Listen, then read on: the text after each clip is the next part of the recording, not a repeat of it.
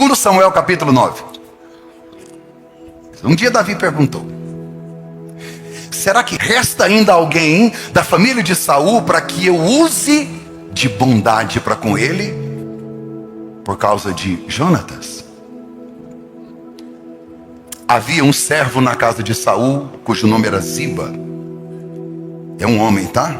O nome é feio, feminino, mas é um homem. Ele se identifica assim. Falei: havia um servo na casa de Saul cujo nome era Ziba. Chamaram-no pedindo que viesse falar com Davi. E o rei perguntou: você é Ziba? Ele respondeu: sim, sou eu mesmo, eu sou seu servo. Então Davi perguntou: existe mais alguém da família de Saul para que eu use de bondade ou da bondade de Deus para com ele? Ziba respondeu: ainda existe um filho de Jonatas, aleijado de ambos os pés. Então o rei perguntou: e onde ele está? Ziba respondeu: ele está na casa de Maquir, filho de Amiel, em Lodebar. Então o rei Davi mandou trazê-lo de Lodebar, da casa de Maquir, filho de Amiel. Quando Mefibosete, filho de Jonatas, filho de Saul, chegou diante de Davi, inclinou-se, prostrando-se com o rosto em terra. Davi disse: Mefibosete. Ele respondeu: aqui estou, às suas ordens. Então Davi lhe disse: não tenha medo, porque serei bondoso com você, por causa de Jonatas, seu pai. Vou restituir a você todas as terras de Saul, seu pai, e você sentará sempre à minha mesa para comer. Então Mefibosete se inclinou e disse: quem é este seu servo, para que o meu senhor tenha olhado para um cão morto como eu? Então Davi chamou Ziba, servo de Saul, e lhe disse: tudo que pertencia a Saul e a toda a casa dele eu dei ao neto de seu senhor. 10. Você e os seus filhos e seus servos cultivarão a terra para ele e recolherão os frutos, para que a casa de seu senhor tenha o que comer. Porém Mefibosete, neto de seu senhor, sentará sempre à minha mesa para comer. Ziba tinha 15 filhos e 20 servos. Ziba disse ao rei: farei tudo que o meu rei, o meu senhor, ordenar ou ordena a este seu servo. E assim Mefibosete passou a fazer as refeições à mesa de Davi, como um dos seus ou dos filhos do rei. Mefibosete tinha um filho pequeno chamado Mica. Mefibosete tinha um filho. Mefibosete tinha um filho pequeno chamado Mica. Todos os que moravam na casa de Ziba eram servos agora de Mefibosete. Mefibosete morava em Jerusalém, porque fazia as refeições sempre à mesa do rei, e ele era coxo de ambos os pés. Pode colocar para mim o banner, filho. O convite da graça. Quem aqui caiu quando era criança? Caiu. Você caiu? Já caiu? Você caiu também? Caiu. A gente quase não vê criança caindo hoje. É muito difícil cair do PlayStation. Tropeçar no Free Fire, não dá, não tem como. Não sei se você sabe ou se lembra, a nossa geração é aquela que arrancava a tampa do dedão, arrancava a tampa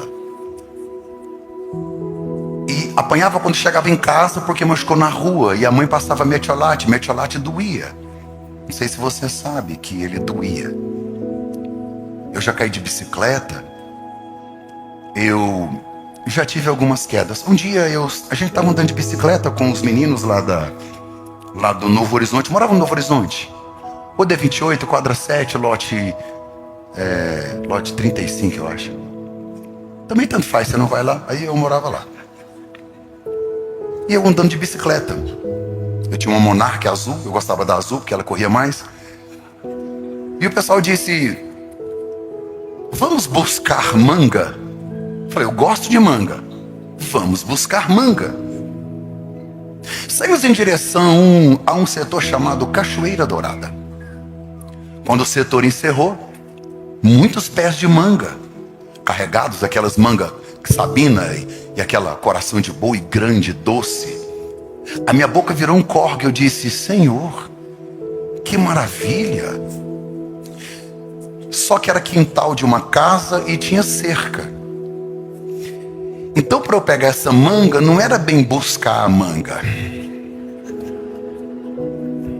O nome é outro.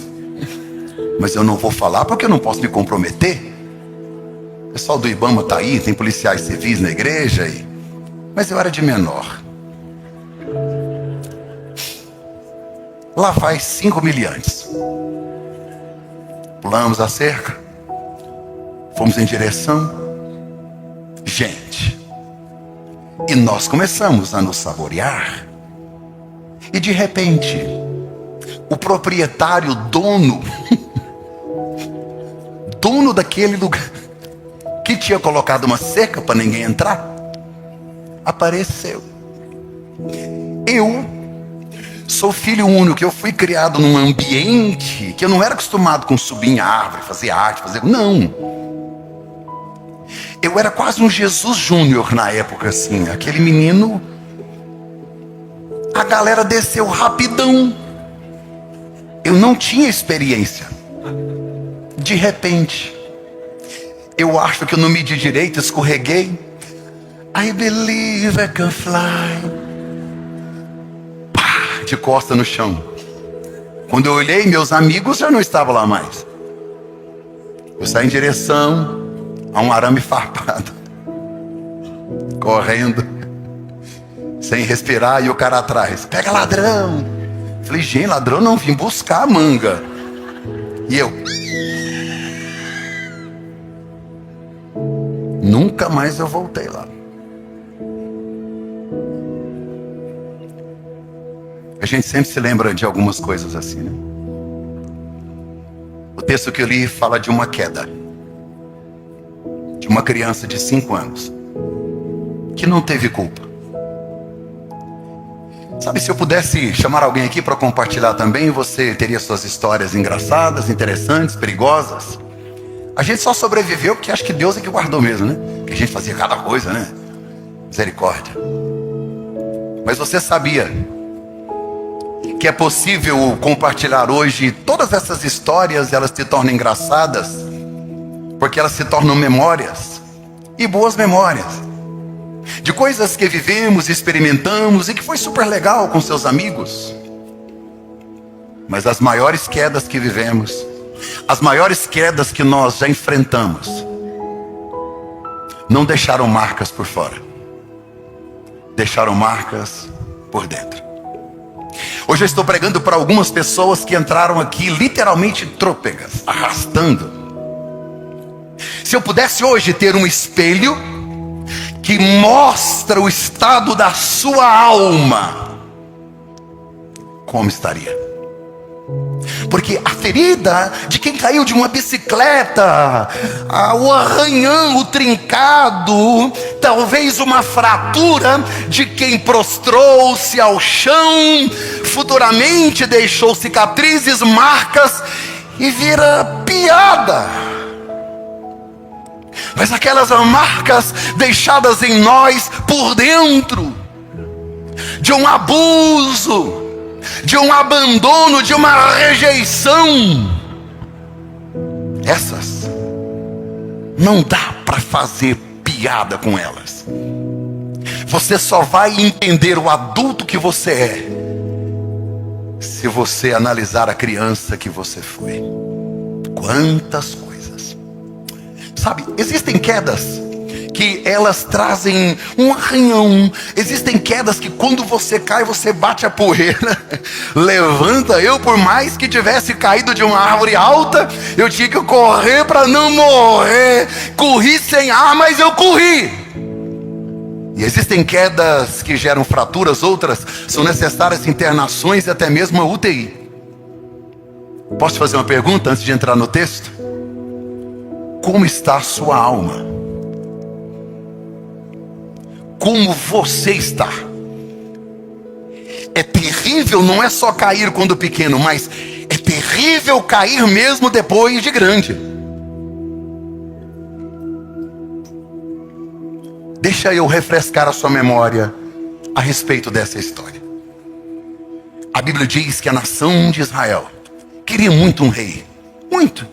Eu acho que era até um direito deles. Imagina que eles estão em Canaã, a terra prometida.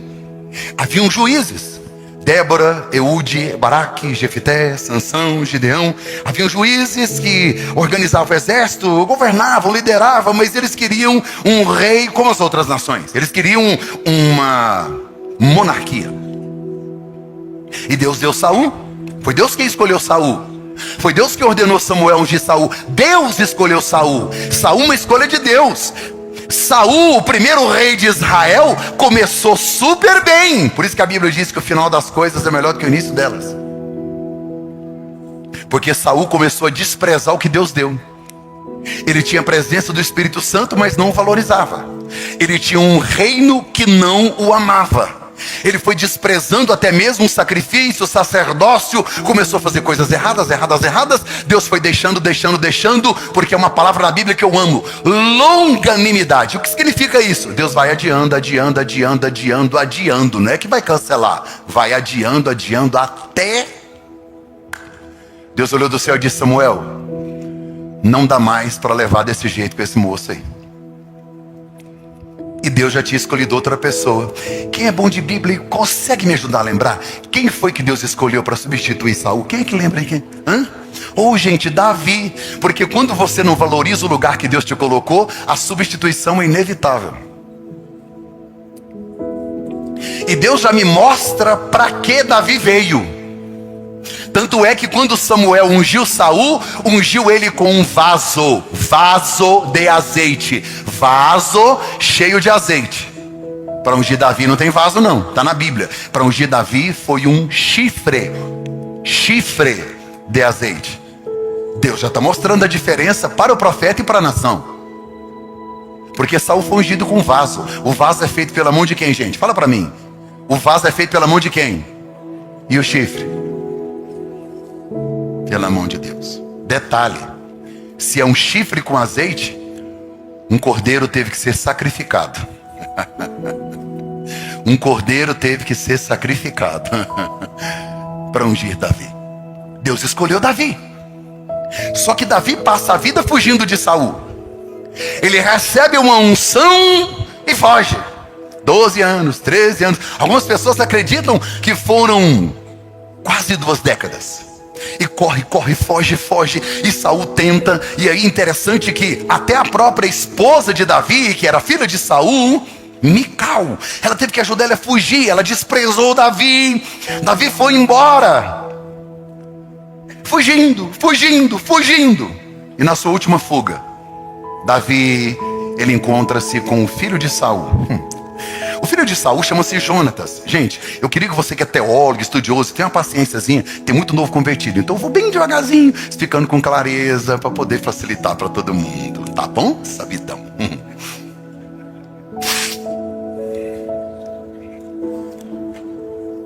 Jonatas era assim, amigo de Davi. Eles eram brother. A aliança deles era tão forte que estava assim. E a alma de Davi se ligou à alma de Jonatas. Olhe para cá. As igrejas inclusivas e a galera do LGBT, e não é para cortar, para deixar gravado, não é para cortar. Eles utilizam esse texto para dizer que Davi e Jonatas tinham uma relação homossexual. Não tinha. É só uma questão de inteligência e bom senso. Deixa eu te explicar uma coisa. Quando você vai estudar a Bíblia, esquece o século 21. Não foi escrito no século 21. Foi escrito séculos antes de Jesus. Então bora lá, vamos ser inteligentes. Homilética, contexto histórico e contexto cultural.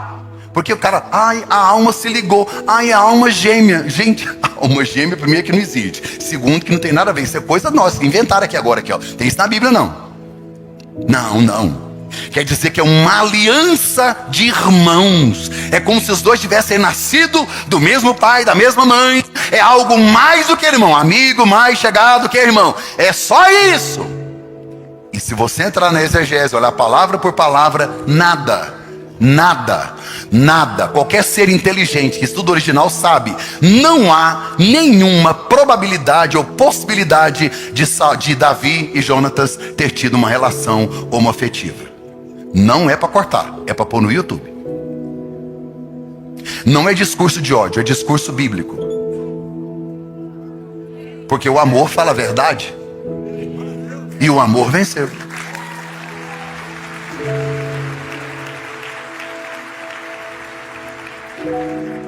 Não tente mudar a Bíblia para adaptar aos seus deleites. Pastor que rouba vai para o inferno. Pastor que adultera também vai para o inferno. Então assim, não adianta eu mudar as coisas. É pecado, tem nome, tem história. Pronto, falei, tô leve. Não aplaude não. Vocês vão me visitar na cadeia?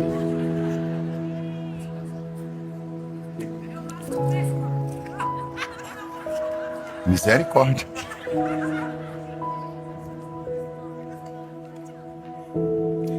Quando Davi foi fugir pela última vez, ele encontrou com Jonatas. E a Bíblia diz que a alma dos dois era ligada como se fossem irmãos.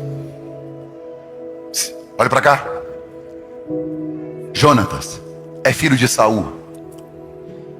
Traduzindo, se Saul morre, Jonatas seria o rei.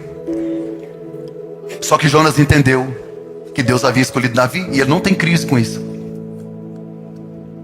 Jonatas olha para Davi e disse: como eu sei que é você que vai assumir? E há uma lei,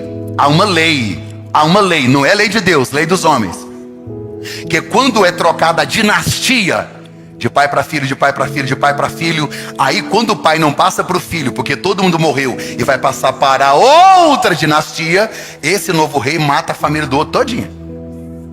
Lei. Olha o que Jonatas disse: como eu sei que você não vai agir pela lei, mas vai agir pela graça, cuida dos meus.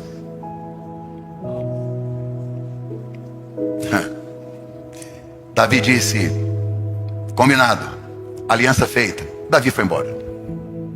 Davi foge. O tempo passa. Foram muitos anos correndo de Saul e fugindo dentro de cavernas, morando em Ziclag, com seus homens, formando exércitos, e corre de Saul e foge, até que um dia os filisteus resolvem se levantar contra Saul. E a batalha foi muito acirrada, muito aguerrida. E os homens de Saul foram morrendo. Estava Saul, Jonatas, seu filho, todos na guerra. Quando Saul percebeu que o inimigo vinha, ele não quis. Ele disse: eu não posso morrer na mão de um filisteu. Olha o que é o orgulho de um homem. Já perdeu a graça, já perdeu a unção e não quebra o orgulho. Ele olha para o pajem de armas, que era o seu escudeiro, e diz: pega a minha espada e me mata. Ele fala: não posso fazer isso com meu senhor. Saul, rei de Israel, colocou a espada, firmou ela em algum lugar, se lançou sobre ela e cometeu suicídio. A história diz que os filisteus vieram e mataram Jonatas, mataram soldados. E no meio de tudo isso sempre tem um mensageiro que ele fica como espia, ele fica como uma sentinela para observar e levar os recados e as mensagens. E o texto sagrado vai me dizer que ele corre desesperadamente. Ele entra em Jerusalém e diz: mataram o rei, mataram o filho dele, o príncipe, e os filisteus vêm aí. Pensa no tumulto no palácio. E gente corre para lá, corre para cá, corre para lá, corre para cá. Uma babá pega o filho de Jonatas, de 5 aninhos, com a melhor das intenções, porque se o avô morreu, o pai morreu, quem vai ser o rei Israel? Esse menino. Vou salvar o rei. Ela pega o pequeno príncipe, sai correndo, e a Bíblia diz que quando tropeçou, caiu, e ele ficou aleijado de ambos os pés. Isso está no capítulo 4 de 2 Samuel.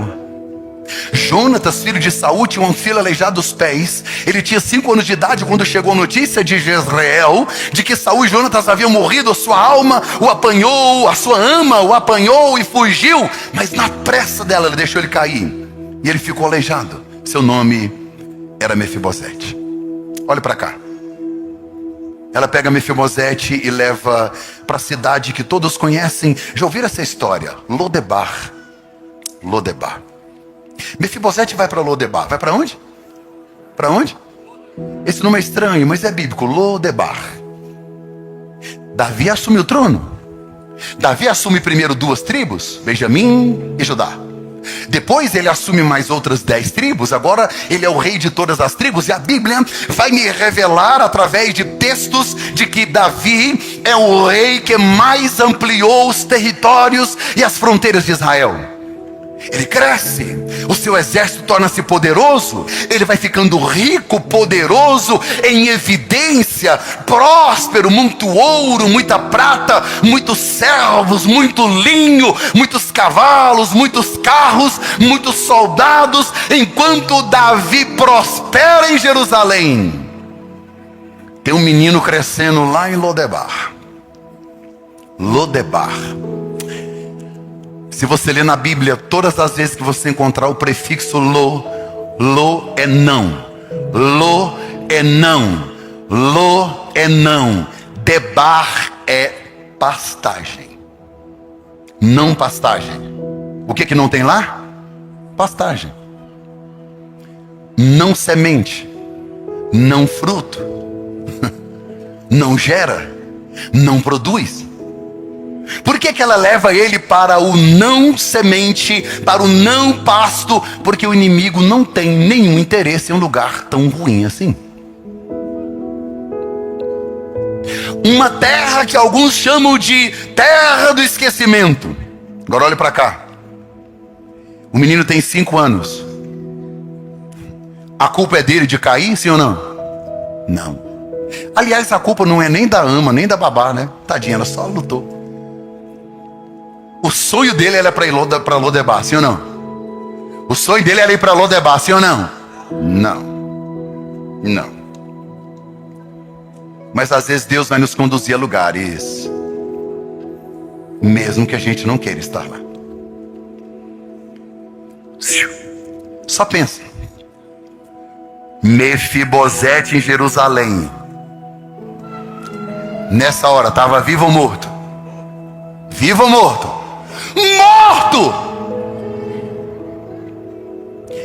Deus sabe que é muito melhor você estar vivo em Lodebar do que morto em Jerusalém.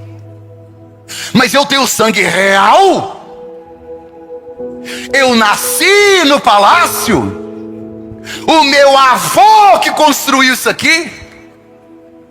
Eu tenho DNA de rei. Eu preciso ser treinado em Jerusalém, ficar em Jerusalém, estar no palácio. E Deus está dizendo para alguém hoje: não! Mas eu não quero ir, mas vai. Lodebar pode não ser uma terra boa, mas que é um lugar seguro. Ninguém achou o menino lá há 20 anos. Deixa Deus te esconder. Para de reclamar de lugares que Deus está te empurrando para ir para lá. Deus está te tirando de pessoas. Deus pode estar te afastando de mesas em que Ele não está sentado mais. Deus pode estar te conduzindo a um lugar de esconderijo. Ninguém quer esconderijo. A gente quer Jerusalém, a gente quer estar no palácio. Lodebar, ninguém quer estar. Eu sei que eu mereço, eu quero, desejo estar no palácio, mas não está na hora. Não está na hora. Para de reclamar de lugares que Deus te coloca. Mas eu nasci para ser rei, eu tenho direito, porque meu avô, babapá, porque eu sonhei, porque eu planejei, porque eu fiz o curso, porque eu estudei, eu tenho network, inclusive eu tenho dinheiro para comprar passagem, e eu vou e volto. E Deus está dizendo: não!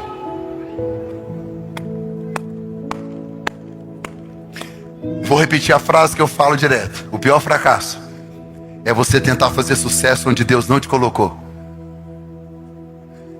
Tem gente aqui que no seu trabalho você fala: é perseguição, me colocaram aqui. Não é perseguição não, foi Deus que pôs lá. Ó, quietinho lá. Viu, José? Ah, você não quer ir para a casa de Potifar, nem para a prisão, mas vai. Porque lá é o seu treino para o palácio. Para de murmurar e de reclamar das decisões que Deus tomou. 20 anos em Lodebar. Mefibosete nasce como príncipe, mas vive como escravo.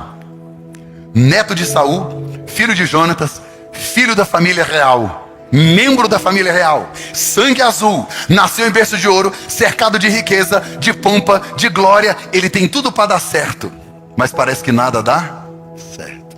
Neto do rei, mas vive como mendigo.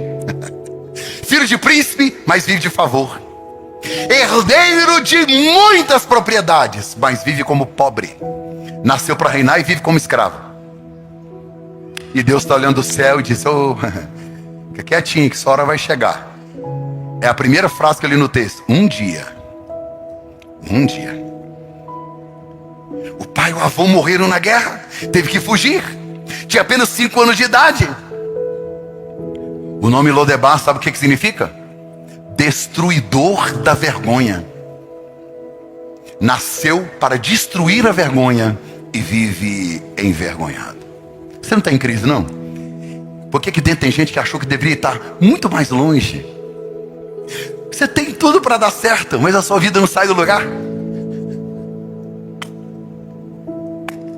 Você tem tudo para explodir. Você tem tudo para ganhar dinheiro. Você tem tudo. Olha, você olha a sua volta e diz: eu tenho network, eu tenho experiência.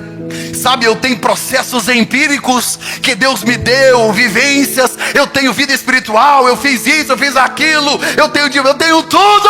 E minha vida não sai do lugar. Pois é. Já passei por isso. Eu trabalhei numa grande indústria, né? Aí um dia Deus falou para mim: ó, você vai ser pregador. E eu larguei tudo e fiquei para ser pregador. E ninguém me chamava para pregar. 1 ano. Aí ficava sem camisa, de bermuda. Imagine eu sem camisa, irmão. Branco não, alvo mais que a neve.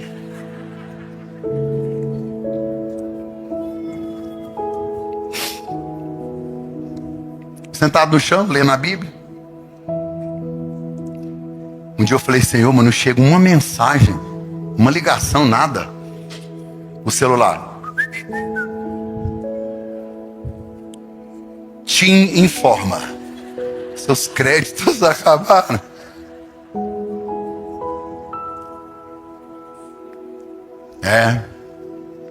O deserto é a escola superior do Espírito Santo.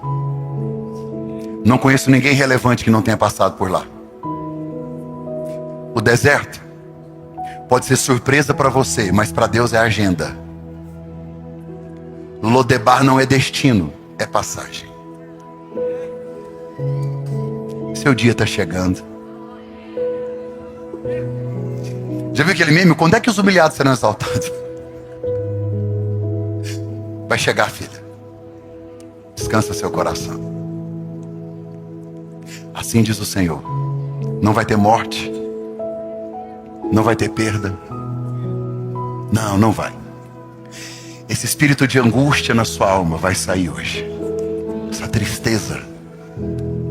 Sabe, essa vontade de, tipo, acabou, não tem ponto final. Não. O autor da vida está te dizendo hoje que ele está tirando ponto, está colocando uma vírgula, e ele começa a escrever uma nova história.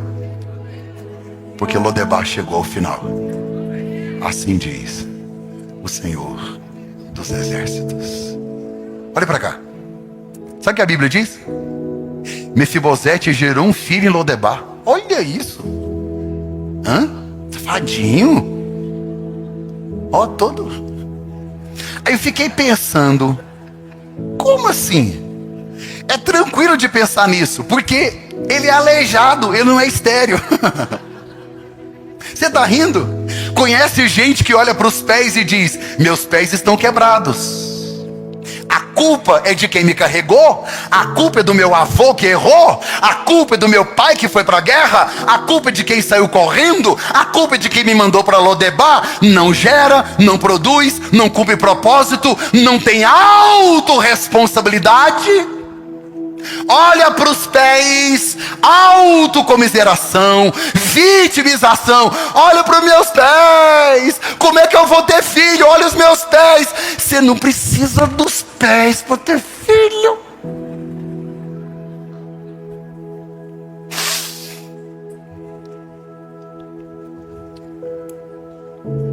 Você não depende do ambiente para ser quem Deus te chamou para ser. A Bíblia diz que José prosperou na prisão. Por quê? Porque a essência dele é de governo. O que você carrega é mais importante do que o lugar que você está. A aliança que você fez é mais relevante do que o legado que você recebeu. Para de olhar para o que está quebrado. Olhe para o que está inteiro. Para de olhar para o que quebrou e olhe para o que está funcionando. Para de olhar para o que você não tem. Comece a olhar o que Deus te entregou. Vai parar de gerar, vai parar de fazer, vai parar de viver, vai parar de cumprir. Já deu. Quem é bom em desculpa não é bom em mais nada. Chega.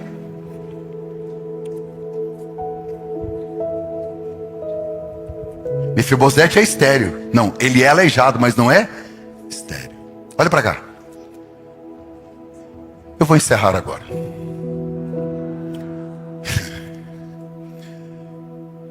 Eu amo a falsidade desse pessoal. Eles são muita coisa. Mefibosete já está com 25 anos. Ele tinha 5, está com 25. Um jovem ainda, tem filho, casado. Mora na casa de um cara chamado Maquir. Diga Maquir. Todo Maquir é gente boa. Maquir.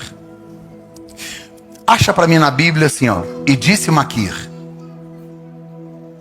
E Maquir foi líder. Ah, e Maquir era sacerdote. Ah, o profeta Maquir. Ah, não, anônimo. O nome dele só aparece por causa de Mefibosete. Um Zé, sabe, e já sumiu depois também. Deus levantou ele só para prover, para guardar, para sustentar e dar segurança para Mefibosete. Eu sinto que eu preciso dizer isso para alguém. Deus está levantando casas de Maquir. Pessoas que talvez você considere elas insignificantes. Cuidado para você não desprezar uma pessoa insignificante, porque ela pode ser a resposta da sua oração. Gente de onde você menos espera vai trazer provisão, segurança, resposta de Deus para a sua vida. Fica de olhos abertos. Ele tem Maquir, 20 anos. Quando ele completa 25 anos, a Bíblia diz no texto que eu li, no segundo livro de Samuel, capítulo 9, que Davi estava lá um dia de bobeira, rico, próspero, cheio do Espírito Santo, com o território ampliado, Israel crescendo. E ele disse: resta ainda alguém da casa de Saul para que eu possa agir com bondade? Diga comigo assim: resta. Mandaram chamar Ziba. Sabe quem é Ziba? Ziba era o assessor principal de Saul. Então ele conhece a família. Ele não é da família, mas ele trabalhava com Saul. Alguém disse: acho que Ziba sabe, porque Ziba, ele sabe tudo aqui, tudo. Conhece aquele pessoal que sabe tudo? De todo mundo. Sabe como é que é? Não é fofoqueiro, é pessoas que têm motivos para oração, entendeu? Ele sempre tem. Se você estiver precisando de orar por alguém, pode perguntar. Geralmente o Ziba sabe, ele sabe, ele sabe. Aí lá vem o Ziba. Davi fez a mesma pergunta. Ziba, você é Ziba? Você serviu o rei? Servi o rei Saul, né? Resta. Por que para Davi é tão importante lidar com o resto? Porque um dia Davi tinha 17 anos. E ele estava lá no campo cuidando de ovelhas. O grande profeta Samuel chegou na casa de Davi, casa de Jessé. Chamou Jessé e disse: Deus mandou eu ungir um dos seus filhos. Aí vem Samar, Eliabe. Pensa nos caras, bíceps, tríceps. Não, quando chega Davi, pânceps, aquele trenzinho baixinho assim, ó. Além de baixinho era gordinho. Não estou falando que ele era gordinho não. Eu não sei, não tem na Bíblia. Eu estou inventando, a mensagem é minha. Eu ponho a barriga em quem eu quiser, então vai. Aí vai chegando ele. Aí chama todo mundo, lembra que entrou todos os filhos? Você lembra dessa história?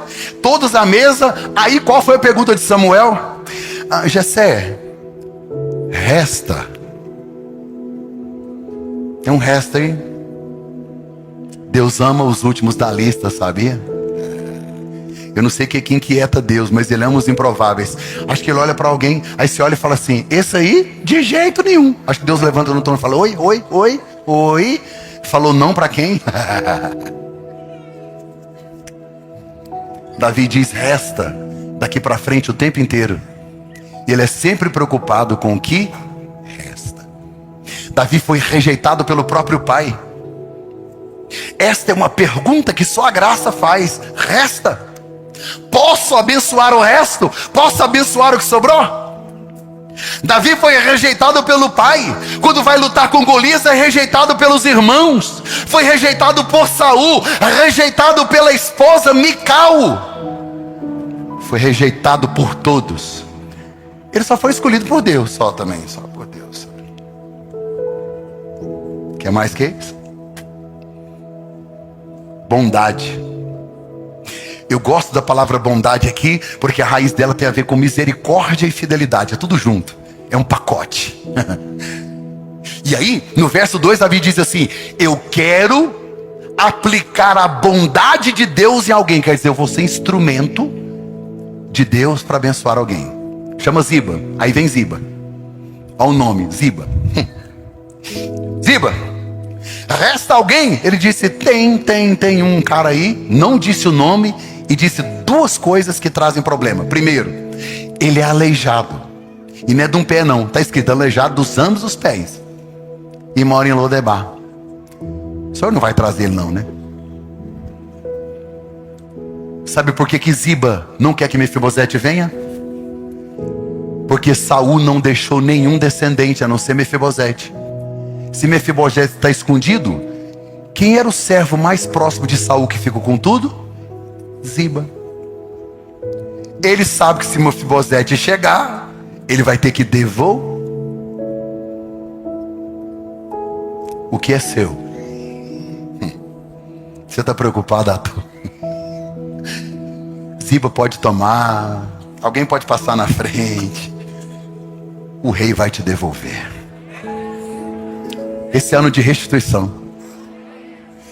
Tem gente que pensando: roubou, tomou. Não, só está emprestado, alguém está cuidando para você. Mefibosete é adulto. Ele está em casa de Maquir. Aí Davi diz: não tem ninguém. Ziba responde: tem, mas ele é aleijado. Ele não serve para estar aqui. Ele mora lá em Lodebar. Ele está no refúgio, ele está escondido. De repente, eu fico imaginando o Mefibosete em casa. Aí de repente chega na porta soldados, carruagem, cavalos, pessoas que Davi destinou para ir buscar Mefibosete. Ele está lá no fundo ouvindo, dá para se ouvir o tropelo dos cavalos. Soldados, todo mundo chega e bate na porta. Maquir vai lá no fundo e diz: Mefibosete, o rei mandou te buscar. Como que era a lei? Quando um rei assumia que ele não era da mesma dinastia, o que ele fazia com a família do outro? O que Mefibosete pensou? Eu vou morrer. E ele nem correu.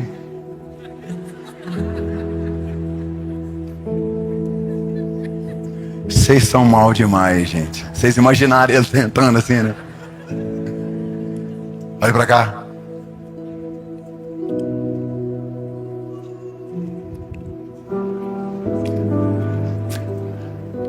A fratura dele permitiu ele não fugir do rei.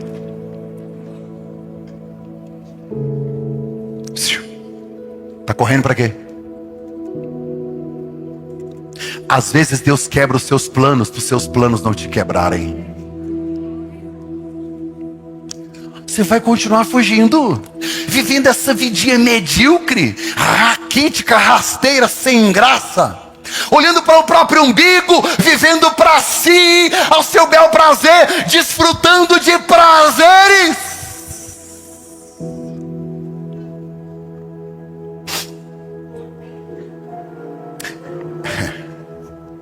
Jó diz assim: é Deus quem faz a ferida e é Ele quem cura.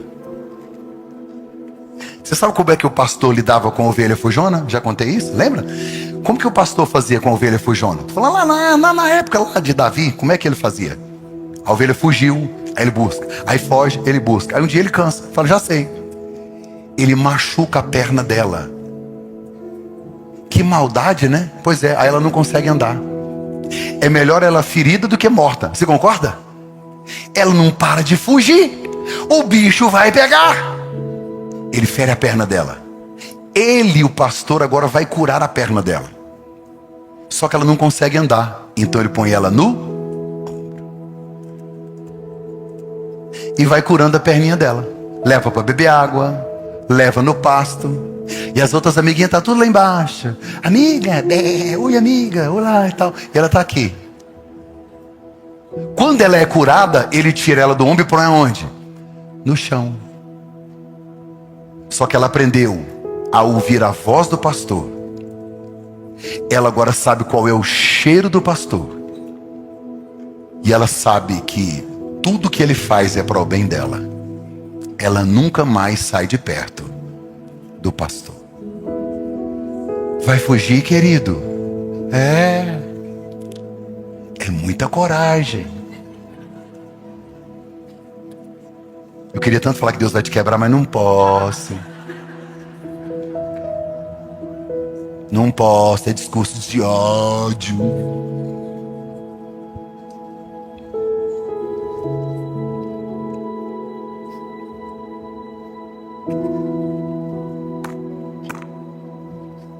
Mefibosete chega na presença de Davi. Vou resumir tudo aqui.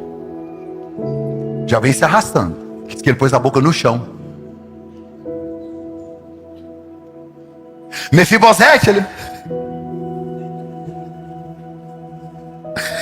Eu escolho Deus.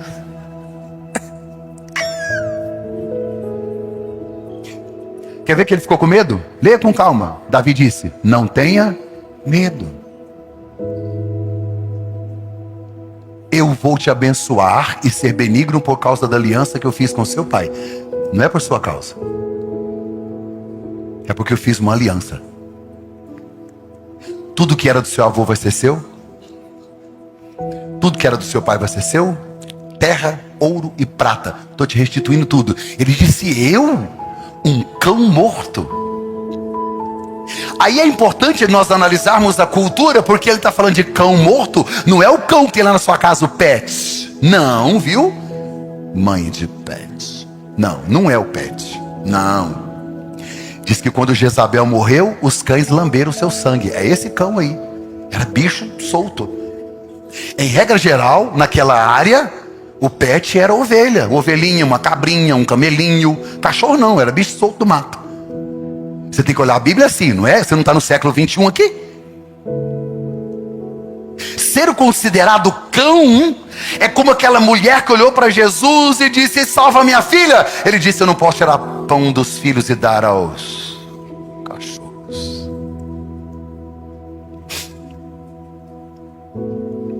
Eu sou um cão. Não é por causa de você não quer saber quem é você. Pode ficar tranquilo que tem uma aliança aqui.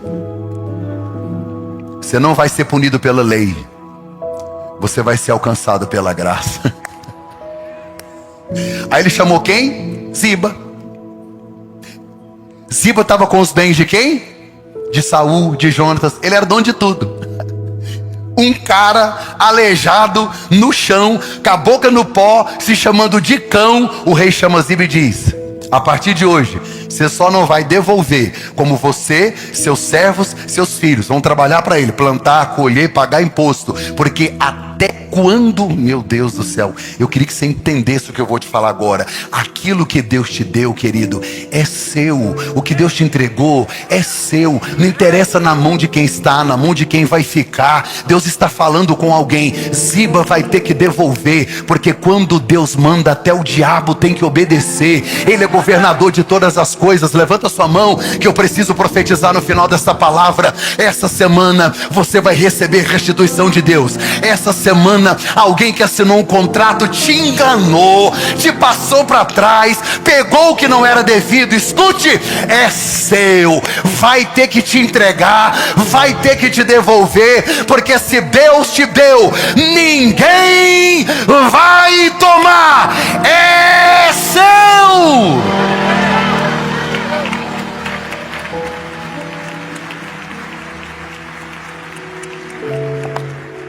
Acabou. Davi disse: todos os dias você vai comer pão à minha mesa. Não é benção? Chegou o dia do almoço. Consegue imaginar a mesa do rei? Só tem pão na mesa, sim ou não? Não. O cordeiro assado. Eu fico imaginando tâmaras, frutas. Eu fico imaginando a quantidade de coisas, de servos. De repente vai chegando Tamar, que disse que era linda, roupa de princesa. Oi pai, a sua bênção. Oi filha, sente-se à mesa. Salomão com um pergaminho, inteligentíssimo, óculos assim, falando eureka, usando inteligência artificial. Ele era o cara. Senta à mesa. Absalão, que tinha um cabelo enorme, sabia? Tinha um cabelão assim, ó. Nem fazia escova depressiva. A Bíblia diz que era anelado mesmo, aquele cabelão assim, ó. Miss Deserto. Diz que ele era lindão mesmo, saradão. Aí ele senta à mesa e vai sentando os filhos. Davi senta. Provavelmente Abigail estava por ali, que era uma esposa serva. De repente, um barulho esquisito. Eu não sei qual era o aparato, se era um andador ou se eram muletas de madeira, eu não sei o que era, mas um barulho estranho. E ele entra na sala. Mefibosete, eu não sei se com a ajuda de alguém ou sozinho, mas vem se arrastando, trôpego. Parece que ele está destoando, tipo, todo mundo lindo, todo mundo top, todo mundo filho de rei, todo mundo maravilhoso, e lá vem ele. Aí ele senta à mesa e o forro cobre os seus pés. Se você conseguir entrar nessa sala agora, você não vai ver um aleijado, porque seu defeito está coberto pela mesa. Você vai olhar e dizer filha, filha, filho, filho. Vai passar por ele e vai dizer filho, filho, filho, filho. Porque o papel da graça é justamente esse. Não é expor a sua ferida, é cobrir com o forro da graça e fazer com que todos nós sejamos iguais na mesa do Pai. Porque o dia que o rei decidir te chamar,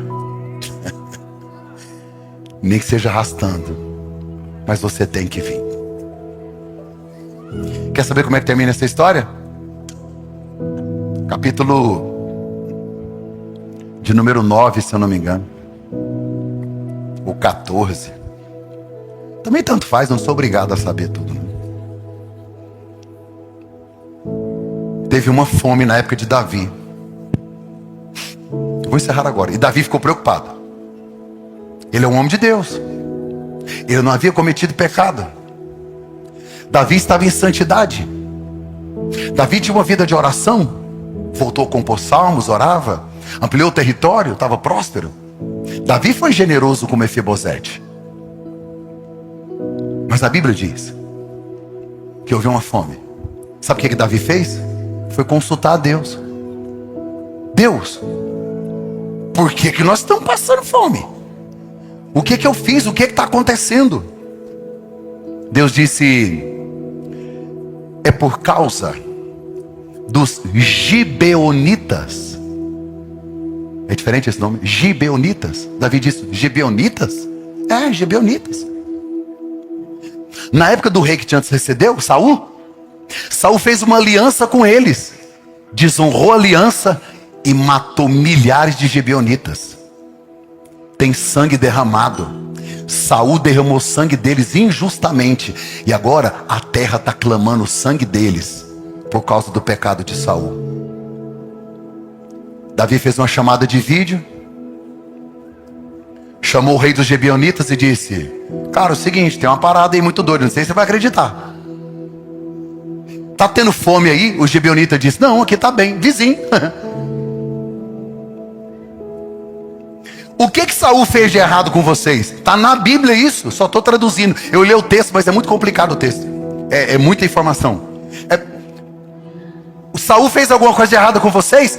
O rei dos gibeonitas disse assim: fizemos uma aliança, lutamos juntos, apoiamos Israel. Na hora que eu precisei, eles vieram contra nós e matou todo mundo. Pois é, Davi disse ao rei dos gibeonitas: o que você quer que eu faça? Ele disse: eu não quero nada com ninguém de Israel. Eu só quero que 7 descendentes de Saul sejam entregues para serem mortos no lugar dos nossos soldados. 7. Coloca para mim em telão 2 Samuel 21, 1. 2 Samuel 21, 7. Desculpa, 2 Samuel 21, 7. Coloca para mim no telão, 2 Samuel 21, 7. Vou ter que colocar. Mas o rei poupou quem? Mefibosete não pode morrer, não pode? Mas ele é descendente, mas ele pode morrer? Não, porque tem uma promessa do rei. O rei poupou Mefibosete, filho de Jonatas, filho de Saul, por causa do juramento ao Senhor feito entre Davi e Jonatas. Mas ele entregou uma lista, e na lista, presta atenção. Próximo, olha a lista de quem foi morrer. 8. 8, filho, telão, 8. Próximo verso, verso 8. Amém. Eu creio. Muito obrigado. Jesus abençoe você e sua casa, sua família. Porém o rei pegou 2 filhos de Rispa, que ela, filha de Á, tinha tido de Saul. Olha, os filhos são de Saul, hein? Não é de Jonatas, agora os filhos são de Saul, a saber, Armone e Mefibosete. Tira, filho, que tem muito nome, vai complicar. Pode tirar, obrigado. Escuta. O texto é claro. Davi poupou Mefibosete, filho de Jonatas, mas vai entregar um Mefibosete que era tio de Jonatas, filho de Saul, ou irmão de Saul, filho de Saul. Não sei, baguncei tudo agora, mas era ele. Tô brincando, presta atenção. Tinha outra pessoa com o nome de Mefibosete. Saul fez questão de colocar ele na lista. Por quê? Porque o Mefibosete protegido é aleijado. Esse aqui não é. Então o perfeito vai morrer pelo imperfeito. O inteiro vai morrer pelo quebrado. O filho vai morrer pelo adotado.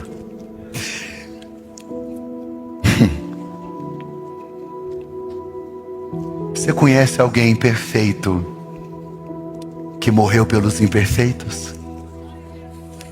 Você conhece alguém inteiro que morreu pelos quebrados?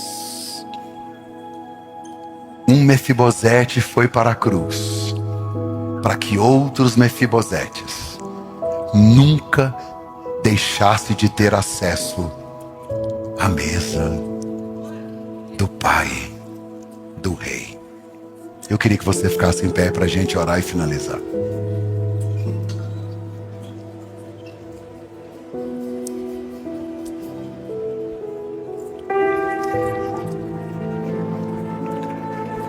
Eu queria orar junto com você agora. Isso é uma palavra pastoral, é um conselho para a sua semana. Sabe, olha para mim aqui. Talvez você chegou arrastando, né? Eu sei o que é isso. Já vivi depressão. Já vivi tantas coisas que me faziam pensar em desistir.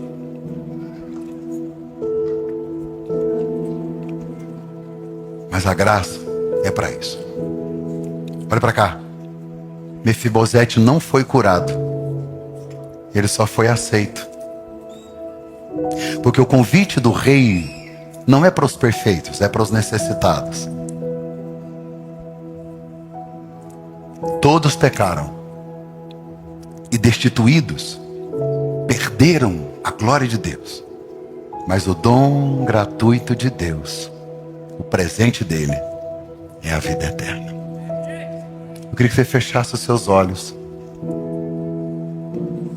Como é que está seu coração hoje? Como é que está Lodebar aí?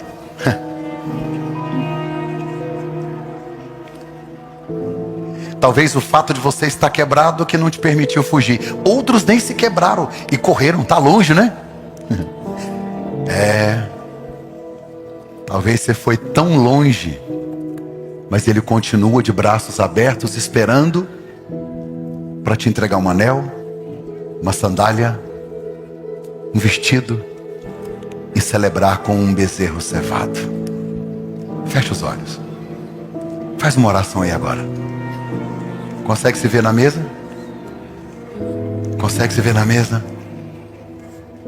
Consegue se ver na mesa? Pai, te damos graças. Aqui estão pessoas confessando, Senhor, que entenderam que para sentar à mesa é preciso aceitar o convite do Rei. Eu abençoo homens e mulheres que aqui estão, que vão viver um novo tempo, um novo ciclo, para a glória do Senhor, em nome de Jesus. Amém, amém e amém.